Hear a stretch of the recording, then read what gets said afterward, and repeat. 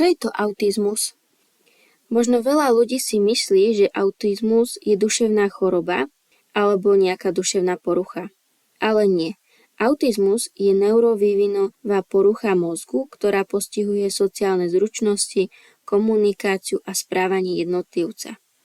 Ľudia s autizmom môžu mať jedinečné spôsoby myslenia a správania. Príčiny tejto poruchy nie sú úplne známe. Vedci sa zhodujú, že by to mohlo byť kombináciou genetických a environmentálnych faktorov, keďže ak sa v rodine vyskytuje autizmus, tak je veľká šanca, že sa znova ten autizmus vyskytne u ďalšieho jedinca. A aké sú dôsledky tejto poruchy? Väčšinou sociálne a emocionálne, keďže ten človek zle nadväzuje komunikáciu, má vyššiu citlivosť alebo naopak práve nízku. Taktiež môže mať ťažkosti vo vzdelávaní alebo vo zamestnaní, keďže má problémy s adaptáciou alebo môže mu nevyhovovať školský systém.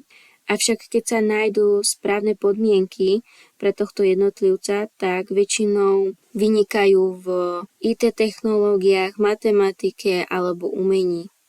Príznaky autizmu sú u každého človeka iné.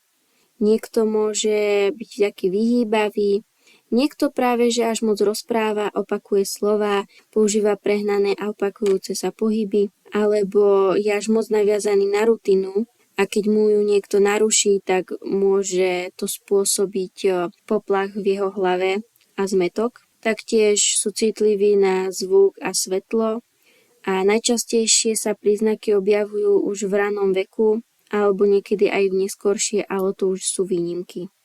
Keďže ešte nie sú známe príčiny autizmu, tak liečba ani moc neexistuje. Prevažne sa použijú terapie ako logopédia alebo ergoterapia či sociálne tréningy, kde sa snažíme nejako komunikovať s tým človekom a pomôcť mu v výslovnosti, v čítaní alebo v sústredenosti.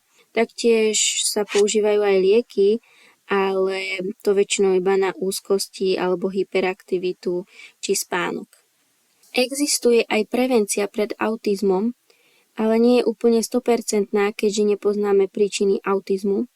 Avšak matka v tehotenstve by mala dodržiavať zdravý životný štýl a dbať na dostatok živín pre dieťa, hlavne dostatočne prijímať kyselinu listovú, ktorá pomáha pri vývine mozgu plodu. Toto by bolo všetko v skratke o autizme a dúfam, že sa vám videjko páčilo.